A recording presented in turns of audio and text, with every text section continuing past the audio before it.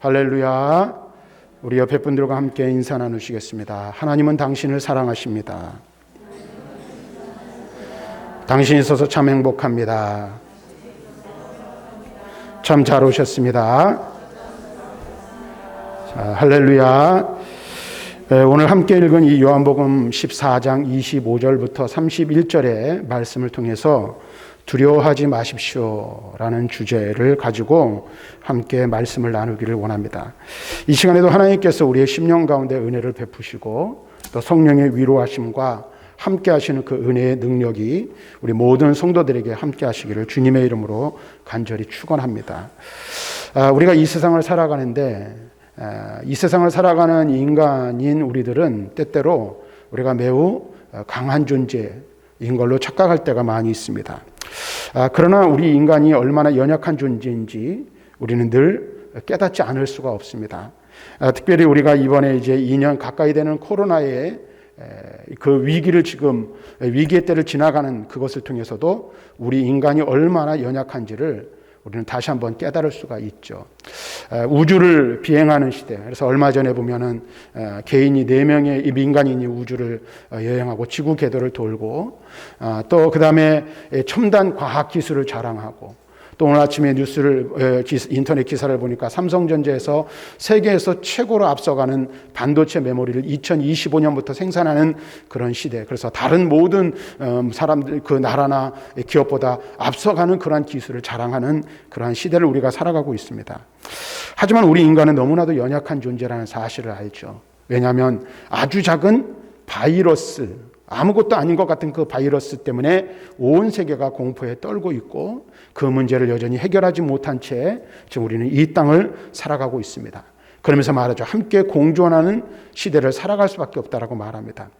그런 것들이 아니더라도 우리는 어떻습니까? 우리가 젊었을 때는 우리의 혈기왕성한 육체의 힘을 자랑하고 우리는 마치 늘 평안하고 늘 강건할 것 같았지만 시간이 지나고 세월이 흐르면서 우리의 육체가 사락해져 가는 것을 우리는 경험하지 않을 수가 없습니다.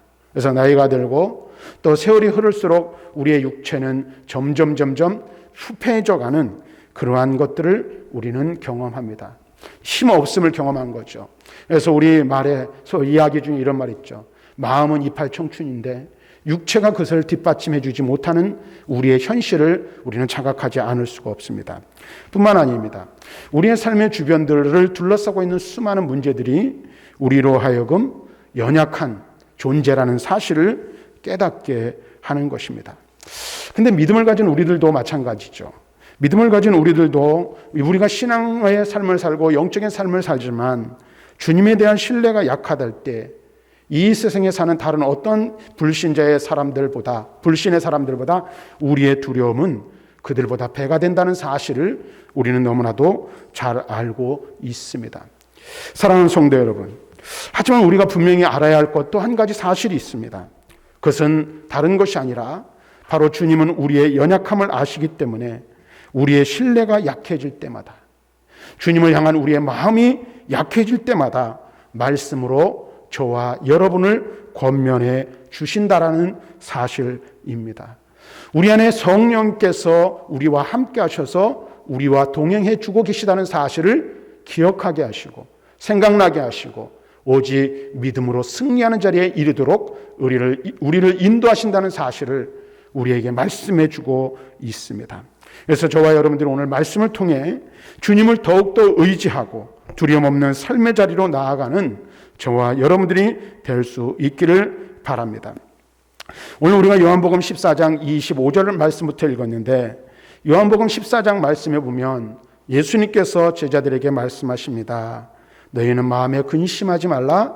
하나님을 믿으니 또 나를 믿으라. 그러면서 예수님께서 제자들에게 하시는 말씀이 나는 너희를 떠나갈 것이다. 처소를 준비하기 위하여 떠나갈 것이다 라고 말씀하셨습니다.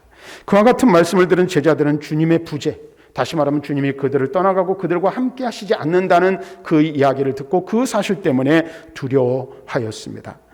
이렇게 두려워하고 있는 제자들에게 주님께서는 두려워하지 말아야 할 이유를 말씀하여 주시고 설명하여 주셨습니다. 그래서 그것을 한마디로 얘기하면 나는 떠나가지만 다른 보혜사 곧 성령을 너희에게 보내주실 것이다. 하나님 아버지께서 예수 그리스도의 이름으로 보내실 성령이 제자들과 함께 하고 있기에 두려워하지 말라. 이렇게 말씀해주고 있는 것입니다. 다시 말하면 예수님께서 3년 반 동안 제자들과 함께 동거동락했던 것처럼 예수님은 떠나가시지만 하나님 아버지 성부 하나님과 성자 예수님이 그의 이름으로 보내시는 보혜사 성령께서 그의 제자들과 오늘날 예수를 믿는 모든 주의 제자들과 함께 하실 것이라. 이렇게 말씀해 주고 있는 것입니다. 그래서 26절 말씀에 보면 이렇게 말하죠. 보혜사 곧 아버지께서 내 이름으로 보내실 성령 그가 너희에게 모든 것을 가르치고 내가 너희에게 말한 모든 것을 생각나게 하리라. 이렇게 말씀해 주고 있습니다. 이 26절의 말씀은 예수님께서 자기를 믿는 사람들에게 보내주시기로 약속하신 성령께서 어떤 일들을 하실지를 분명하게 보여주고 있는 말씀입니다. 그래서 오늘 보혜사 성령이 하신 일은 첫째로 우리와 함께 하시는 이 성령은 모든 일들을 가르치실 것이라 말씀해 주고 있습니다. 여기에서 가르치시고라고 번역된 헬라어의 원문 말씀을 보면 이 말을 우리말로 직역하면 미래의 성령께서 계속하여 성도들을 가르치는 일을 하실 것이라는 그런 의미가 담겨 있습니다. 그렇습니다. 예수님께서는 성령이 가르치는 교사로 믿는 성도들과 함께 하실 것임을 말씀해 주고 있습니다. 그래서 성령은 하나님의 깊은 것이라도 통달하시는 진리의 영이므로 우리를 언제든지 하나님의 완전한 뜻 가운데로 인도하실 수 있는 분임을 말씀해 주고 있어요. 그래서 고린도전서 2장 10절 말씀에 보면 이렇게 말씀하시죠. 오직 하나님이 성령으로 이것을 우리에게 보이셨으니 성령은 모든 것 곧 하나님의 깊은 것까지도 통달하시느니라. 그래서 여러분 우리가 신앙생활하면서 성령께 우리 자신을 온전히 맡기고 그 다음에 성령의 인도하심을 따라 사는 사람들은 하나님이 기뻐하시는 하나님이 바라시는 하나님이 원하시는 열매들을 맺게 되어 있는 거예요. 그래서 바울은 갈라디아서 5장 22절과 23절에 성령의 열매 9가지를 이야기하고 있죠. 그 성령의 열매를 맺는 삶을 사는 것이 무엇으로 가능합니까? 우리를 끊임없이 가르치시는, 우리를 끊임없이 가르치시고 함께 하시며 인도하시는 성령을 온전히 의지하고 성령의 인도하심을 따라 살 때에 우리는 우리의 삶을 통하여 자연스럽게 열매를 맺는 삶을 살 수 있게 되는 것입니다. 다시 말하면 우리 안에 계신 성령께서 우리로 하여금 하나님이 기뻐하시는 열매들을 맺게 하신다라는 것입니다. 그러므로 우리는 어떠한 경우에도 성령의 감화와 감동하심에 민감해야 하는 거예요. 성령의 이끄심에 우리 자신을 맡기고 성령의 역사하심에 민감한 삶을 살아야 하는 것입니다. 그분이 우리를 일깨워 알게 하시는 것은 물론이고 주의나 경고에 대해서도 겸허히 받아들이는 것이 거룩한 삶을 사는 사람들에게 요구되는 필수 요건이라 말할 수 있어요. 그래서 우리 안에 계신 성령께서 우리에게 무엇을 말씀하시는지, 우리 안에 계신 성령께서 우리에게 어떻게 우리를 인도하시는지 거기에 민감하고 그분이 말씀하시고 그분이 인도하시는 대로 따라 살아가는 것이 무엇보다도 중요하다라는 거예요. 왜 그럴까요? 성령은 우리에게 모든 것을 아시고 가르쳐 주시는 분이시기 때문에 그래요. 여러분 한번 생각해 보십시오. 우리가 인생을 살아가면서 수없이 많은 문제들을 만납니다. 그런데 우리가 마치 이 인생의 문제는 숙제와 같아서 풀 수 없는 숙제와 같아서 우리의 지혜, 우리의 지식으로는 해결하지 못하는 일들이 참 많이 있어요. 근데 우리를 가르치시는 성령의 인도하심에 우리 자신을 맡기면 어떻게 해요? 그 인생의 어려운 문제를 풀 수 있는 해답을 우리는 성령의 역사심으로 깨달을 수 있고 배울 수 있게 된다라는 것입니다. 두 번째로 그래서 우리와 함께 하신 성령께서는 어떤 일을 하시는가? 모든 것을 생각나게 하시는 분이라 말씀하고 있어요. 생각나게 하리라로 번역된 헬라어 원문은 이렇게 번역할 수 있어요. 계속해서 회상시키실 것이다. 또는 계속해서 깨우치실 것이다 라는 의미로 해석이 됩니다. 이는 예수님께서 이 땅에 계시지 않지만 예수님의 말씀은 계속 이 땅에 남아있어 구원의 길을 보여줄 것이고 그 말씀을 깨닫게 하시는 이가 바로 성령의 사역임을 말씀해 주고 있는 것입니다. 특별히 사도 요한이 본절에서 특별히 이 말씀을 기록한 이유는 여러분 한번 잘 생각해 보십시오. 예수님께서 이 말씀을 주실 당시 제자들은 이 말씀을 깨달았을까요? 못 깨달았을까요? 깨닫지 못했어요. 이 말을 들을 당시에는 제자들은 예수님께서 무슨 말씀을 하시는지 알지 못했어요. 그래서 도마는 주여 어디로 가십니까? 우리에게 그 길을 보여주십시오 라고까지 어리석고 엉뚱한 질문을 하는 것을 우리는 알 수가 있어요. 그런데 초대교회 때 마가의 다락방에 오순절날에 내려 임한 성령이 임하시고 그 성령이 그들과 함께 하실 때에 그들은 예수님께서 하신 모든 말씀들이 기억나기 시작한 거예요. 그리고 그 말씀의 의미들이 어떻게 해요? 깨달아지게 되었다는 사실을 우리는 분명하게 알아야 합니다. 실로 오묘한 영적인 진리를 바로 깨닫기 위해서는 어떻게 해요? 진리의 영이신 성령을 힘입어야 한다는 사실을 우리는 이 말씀을 통해서 깨닫게 되고 그것은 너무나도 분명한 사실이라는 것을 우리는 알게 되는 거예요. 다시 말하면 성령이 아니면 우리는 아무것도 깨달을 수 없다는 사실을 알아야 돼요. 우리에게는 하나님의 말씀을 기억하는 일마저 우리의 노력이나 능력이 아닌 성령이 이루시는 은혜의 사건임을 분명하게 알아야 하는 거예요. 여러분, 오늘도 우리가 요한복음이라는 말씀을 읽었어요. 또 여기 계신 어떤 분들은 매일 말씀을 묵상하고 읽을 거예요. 근데 여러분 보세요. 우리가 이 말씀을 우리의 눈으로 읽고 우리의 입으로 읽고 우리의 귀로 듣지만 우리의 지혜나 우리의 지식으로 우리의 경험으로 이 말씀을 이해하거나 깨달을 수 없다는 사실을 우리는 인정하고 고백해야 돼요. 우리 안에 계신 성령께서 우리의 눈을 밝히 열어주시고 우리의 귀를 열어주시고 우리의 생각을 열어주시지 않으면 말씀을 볼 수도 없고 들을 수도 없고 이 말씀을 깨달을 수 없는 사실을 우리는 분명하게 알아야 하는 거예요. 단 한 절의 말씀이라도 이 말씀을 깨닫게 하시는 이가 누구이십니까? 성령 하나님이 하시는 일이에요. 성령이 아니면 말씀을 깨달을 수 없어요. 성령이 아니면 우리가 이 말씀을 기억할 수 없어요. 그래서 저도 어렸을 때는 대학생 때도 실천신학이라는 것을 공부하면서 매일 성경을 암송을 했어요. 그래서 실천신학 시간에 설교 연습도 했지만은 뭘 하냐면 숙제를 내줘요. 그 주간에 읽을 암송할 성경을. 그럼 일주일에 한 번 실천신학 시간이 돌아오면 일주일 동안 외운 성경을 암송하는 거예요. 그때는 숙제니까 암송을 했죠. 근데 그 말씀이 살아서 히브리서 기자처럼 활동하는 힘이 있어가지고요. 어떻게 해요? 우리 하여금 때때로 그 말씀이 생각나게 하는 거예요. 저 같은 경우는 말씀을 준비하다가도 전혀 기억할 것 같지 않았던 말씀들이 불쑥 올라오는 거예요. 말씀을 준비할 때 말씀을 기억나게 하세요. 또 인생의 어려움을 당할 때 그 인생의 어려운 고비 가운데 힘이 되고 능력이 되는 하나님의 말씀들이 기억나게 하시는 거예요. 누가 하시는 겁니까? 우리 안에 계신 성령께서 그 일들을 하시는 거예요. 여러분 한번 보세요. 세상을 살아가면서 세상에서 살기 위해서는 공부를 해야 되잖아요. 그렇죠? 분명한 것은 공부를 하고 살아가기 위해서 지식을 습득하고 새로운 사실들을 알아가는 것. 여러분들 요즘 보면 첨단 기계들이 얼마나 많이 이렇게 발전하고 있어요. 근데 그런 것들을 사용하고 그런데 그 혜택을 누리려면 어떻게 배워야 돼요. 근데 너무 어렵잖아요. 그리고 세상의 일들을 설명하는 일들이 필요해요. 그러기 위해서는 배워야 되고 지식을 습득해야 돼요. 노력해야 돼요. 그런데 여러분 보세요. 때로는 다른 사람과 비교하면서 우리는 그런 것들 때문에 나의 부족함을 경험하고 마음이 상하기도 합니다. 그런데 여러분 보세요. 하나님의 말씀을 기억하고 하나님의 말씀을 깨닫고 그리고 깨달은 그 말씀을 전하는 것은 성령님이 행하시는 일이기에 은혜입니다. 사실 그래요. 우리가 말씀을 깨닫는 것도 하나님의 은혜고 이 말씀을 전하는 것도 하나님의 은혜예요. 성령께서 우리에게 말씀을 전할 수 있는 담대한 마음을 주시지 않으면 우리는 단 한마디 입술도 열 수가 없어요. 말할 수 없어요. 성령께서 주시는 담대함과 깨닫게 하시고 생각나게 하시는 그 지혜의 말씀의 능력이 우리에게 주어질 때 어떻게 해요?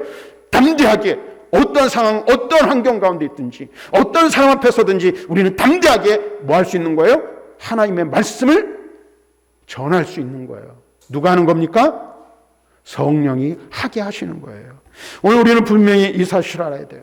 저와 여러분들이 예수를 믿어 구원하는 지식에 이르는 것도 누가 하시는 겁니까? 성령이 하시는 거예요. 성령이 깨닫게 하시는 은혜가 없이는 우리는 구원의 자리에 이를 수 없습니다. 우리가 말씀을 깨닫고 예수를 믿어 구원 얻는 일을 행하신 이가 누구이십니까? 바로 성령이세요. 근데 그 성령이 누구와 함께 하십니까? 나와 함께 하신다고, 우리와 함께 하신다고 말씀하고 있는 거예요. 그렇습니다. 살아계신 성령님은 하나님의 말씀이 기억나게 하시며 우리의 마음이 강해지도록 권면하십니다. 우리로 하여금 구원에 이르도록 하십니다. 사탄의 유혹이나 우리 자신의 연약한 소리들을 물리칠 수 있도록 약속의 말씀을 생각나게 하십니다. 또한 우리가 바른 길로 가도록 우리의 삶을 인도해 주십니다. 사랑하는 성도 여러분, 우리가 우리의 힘으로 이 세상을 살아가는 것 같지만 우리의 능력으로 살아가는 것이 아닙니다. 그러므로 우리는 두려워할 필요가 없는 거예요. 우리 안에 계신 성령께서 우리의 삶을 인도하시고 우리 안에 계신 성령께서, 나와 함께 하시는 성령께서 내게 힘 주시고 능력 주셔서 그 힘과 능력으로 우리는 이 땅을 살아가는 거예요. 그래서 우리가 세상을 살아가면서 여러 가지 시험과 환난과 어려움을 당하지만 그것 때문에 두려워하지 않는 거예요. 성령이 나와 함께 하시기 때문입니다. 전능하신 하나님의 능력이 성령님을 통하여 누구에게 주어집니까? 나에게 주어지는 겁니다. 성령님의 도우심을 믿고 의지하면 내 힘과 내 능력이 아닌 하나님의 능력으로 모든 연약한 것과 어려운 일들을 이겨낼 수 있는 것입니다. 성경 우리에게 분명히 말하죠. 예수님께서는 결코 우리를 고와 같이 내어버려 두지 않으실 것이라 말씀하십니다. 지금도 누가 나와 함께 하십니까? 성령께서 나와 함께 하십니다. 누가 내 삶을 인도하십니까? 성령께서 내 삶을 인도하여 주십니다. 누가 나와 함께 동행하십니까? 성령께서 나와 함께 동행하여 주시는 겁니다. 사랑하는 성도 여러분, 어린아이가 이 어른 앞에 서거나 어떤 이 당황스러운 일 앞에 서면 무섭잖아요. 그런데 누구와 함께하면 무섭지 않죠? 부모님이 함께하면 무섭지 않아요. 엄마나 아빠가 이 아이의 손을 꼭 잡고 있으면 어디를 가든지 두려워하지 않는 거예요.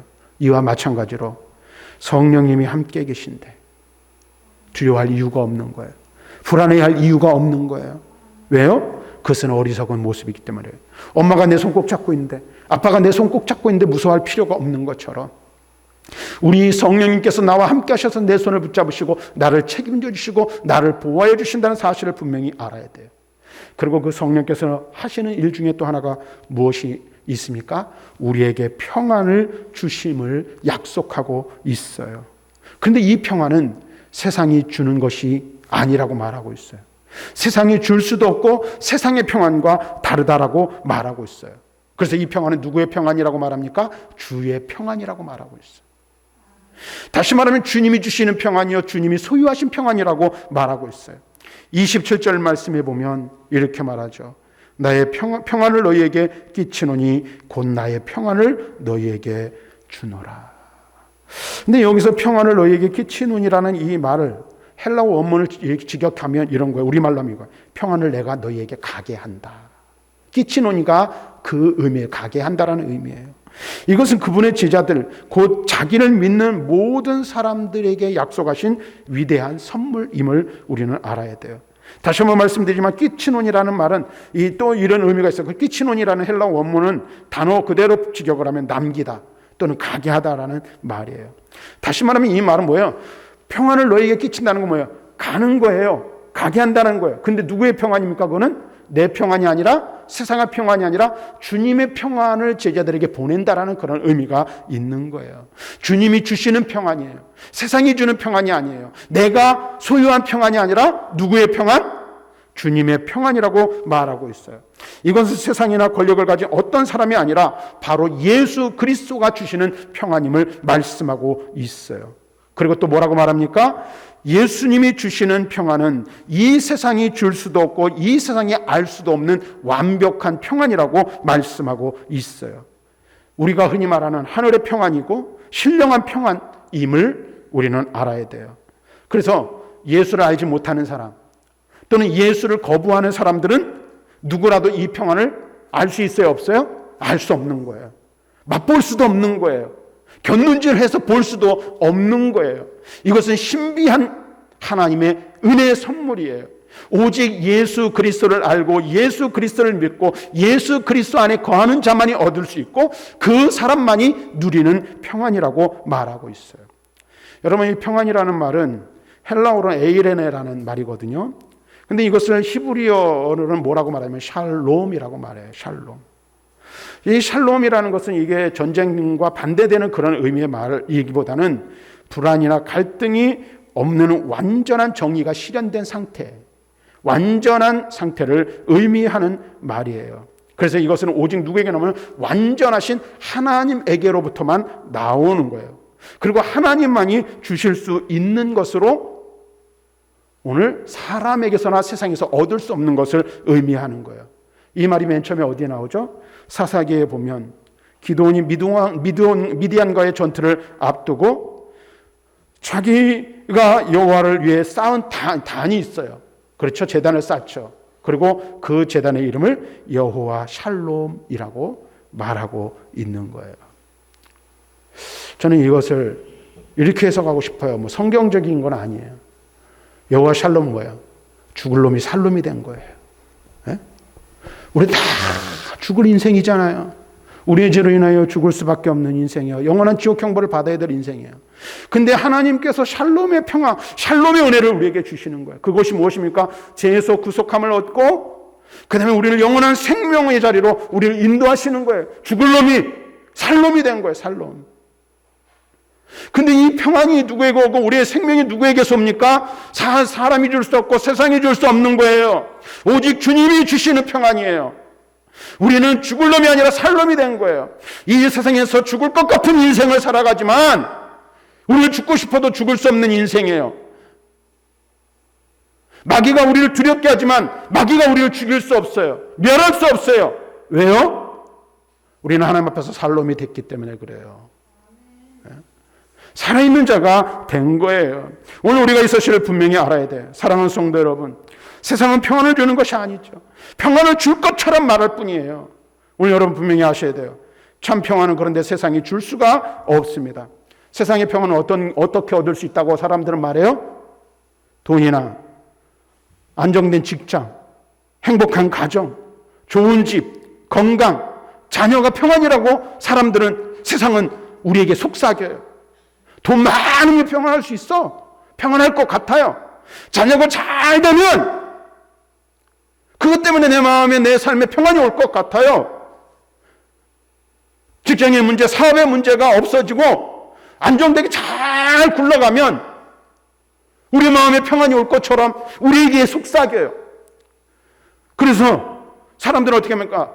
불안의 길을 걸어가면서도 조금 더 열심히 해보자. 조금 더 견뎌보자. 조금 더 인내해보자. 조금 더 잘하면은 밝은 세상이 오겠지. 밝은 날이 오겠지. 라고 사람들은 이야기해요. 그래서 이를 악물고 참아냅니다. 견뎌봅니다. 그런데 어떻게 해요? 그 조금 더 견뎌보면 평안이 옵니까? 그렇지 않아요. 제가 아는 한 권사님이 있습니다. 제가 섬기는 교회, 여기 오기 전에 섬기는 교회 계실 때도 참 생활이 어려웠어요. 남편이 조경사업을 하는데, 이 보면은 이게 도로에 지나가다 보면 산을 깎고 거기다 이렇게 뭐 녹색을 입히고 꽃 피고 막 하는 거 있잖아요. 그 사업을 하는데 하청에 하청을 받다 보니까 사업비를 들여서 재료비를 들여가지고 공사를 다 하면 이 하청을 준 사람이 도망가 버리고 계속해서 사업에 실패하고 넘어지는 거예요. 되는 일이 없어요. 또 시간이 흐르다 보니까 나이는 들고 이 나이가 있으시니까 어떻게 될까요? 육체는 쇠약해지는 거예요. 지금까지도 그런 고난의 삶을 살고 있어요. 그런데 어느 날 제가 매일 아침에 말씀을 보내는 분들이 있는데, 말씀을 보내는데 어느 날 문자가 이렇게 왔어요. 아멘. 말씀 감사드립니다, 목사님.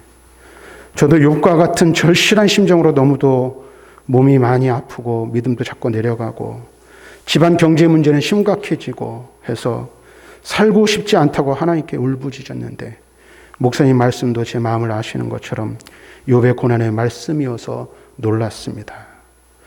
제가 지금 왼손가락 금이 가서 한 달 넘게 깁스를 했고 또 협착 디스크로 움직이지 못했는데 MRI 검사를 통해 다행히 수술은 면했지만 위급하니까 빨리 물리치료와 주사로 관리해보자고 해서 지금 치료 중인데 너무 전부가 지쳐서 있는 중에 말씀 읽고 조금은 진정되었어요. 감사드립니다, 목사님. 몇몇 분들에게 매일 아침에 말씀을 묵상한 그 말씀을 함께 나누는데 사실 저는 이분이 그냥 그 전에 어려웠다라는 것 정도는 알았지만 삶이 어떤지 지금 잘 알지 못해요. 그런데 제가 이 문자 답장을 받고 한 가지 깨닫는 그거예요. 누구를 통해서든 어떤 상황을 통해서든 하나님께서는 우리에게 위로와 평안을 주신다는 거예요. 말씀을 통해서든 사람의 이야기를 통해서든 평안을 주시는 거예요. 근데 이게요, 여러분 보세요. 문제는 해결되지 않았어요. 고난은 계속돼요. 우리가 잘 아는 대로 욥이 알 수 없는 고난을 당하고 어려움을 겪었죠. 하나의 문제가 와서 그 문제 때문에 뭐 그냥 허둥지둥대고 어쩔 수 없을 때 또 다른 종이 와가지고 또 다른 고난의 소식을 욥에게 알려주었어요. 근데 여러분, 우리가 분명히 알아야 될 게 있어요. 우리의 인생의 문제가 해결되지 않고 삶의 어려움은 계속해서 가중되지만 믿지 않는 사람과 믿는 사람의 차이가 있다는 거예요. 그게 뭐라고 여러분 생각하십니까? 우리는 든든한 배경이 있습니다. 백이 있어요. 우리를 위로하시는 위로자가 계세요. 내 삶을 붙들어 주시고 내 손을 붙잡아 주시고 놓지 않는 분이 있다는 사실이에요. 그래서 우리가 인생을 살아가면서 나 혼자인 것 같을 때를 경험할 때도 있고 인생의 고난과 어려움 앞에서 우리가 정말로 나락과 같은 그런 곳으로 저 밑바닥까지 떨어지는 것 같지만 그럼에도 불구하고 그 가운데서 우리를 건져 올리시는 은혜를 경험할 때가 있다는 거예요. 그게 언제입니까? 나와 함께 하시는 성령님, 하나님, 주님이 내 곁에 계셔서 나를 붙들고 계신다는 사실을 깨달을 때 인생의 고난 앞에서 우리는 위로를 얻고 힘을 얻고 다시 일어설 수 있게 된다는 사실이에요. 아주 아무것도 아니고 별거 아닌 것 같지만 그래서 우리 하나님께서는 아주 자그마한 음성들을 통해 세미한 음성을 통해서 때때로 우리로 하여금 위로하시고 강하게 하시고 우리 안에 있는 모든 두려움을 다 사라져버리게 하시고 사람들은 이해할 수 없는 예수를 알지 못하는 사람은 도저히 이해할 수 없는 마음의 평안이 심령의 평안이 우리의 삶을 지배하게 된다라는 거예요. 우리가 세상 사람들과 다른 것이 무엇이라고 생각합니까? 그것은 무엇이에요? 함께 하시는 성령이 계시다는 사실이에요. 세상의 사람들은요, 고난의 길을 아무리 걸어도 평안에 이르지 못하고 결국 인생은 고통이라는 불안의 결론에 이르게 된다는 사실을 알아야 돼요. 세상은요, 불안을 평안으로 포장해 사람들을 그 길로 들어가게 해요. 그런데 우리는 세상의 임금의 길을 따라서는 안 돼요. 왜냐하면 이 세상에서는 참된 평안을 얻을 수 없기 때문에 그렇습니다. 사랑하는 성도 여러분, 세상을 만드신 하나님은 우리에게 가장 좋은 상태를 아십니다. 창조주 하나님은 성령을 통해 우리에게 가장 좋은 길을 알려주시고 가르쳐주시고 우리의 길을 인도하여 주십니다. 그러므로 성령이 인도하시는 그 길에 참된 평안이 있는 거예요. 성령을 통해 예수 그리스도께서 주시는 평안을 우리에게 주시는 거예요. 그 평안이 우리를 주장하고 그 평안을 우리를 지배하게 해야 하는 거예요. 사랑하는 성도 여러분, 우리가 분명히 알아야 할 것이 있습니다. 우리의 평안, 세상에서 얻는 평안은 물질의 넉넉함이나 건강, 성공 등에 쉽게 흔들리는 평안이라는 거예요. 물질은 있다가도 없을 수 있어요. 육체의 강건함은 있다가도 사라져버릴 수 있어요. 그래서 사람들은 건강할 때는 자신만만하지만 조금만 우리의 육체가 연약해지면 어떻게 해요? 불안과 두려움에 떨게 되는 거예요. 물질을 넉넉하게 누리던 사람들이 물질이 순식간에 사라져버리면 어떻게 해요? 어떤 경우에는 심각하게는 생을 스스로 마감하기도 하는 자리에 이르게 되는 거예요. 왜 그럴까요? 그것이 우리에게 평안을 가져다 줄 줄 알았지만 그것은 우리에게 진정한 평안, 참된 평안을, 우리의 심령을 만족시킬 수 있는 평안을 줄 수 없기 때문에 그렇다라는 거예요. 그러나 우리가 어떠한 상황과 환경 가운데 있든지 어떠한 삶의 자리에 있든지 상황을 뛰어넘는 전능자의 평안이 있음을 말씀해 주고 있어요.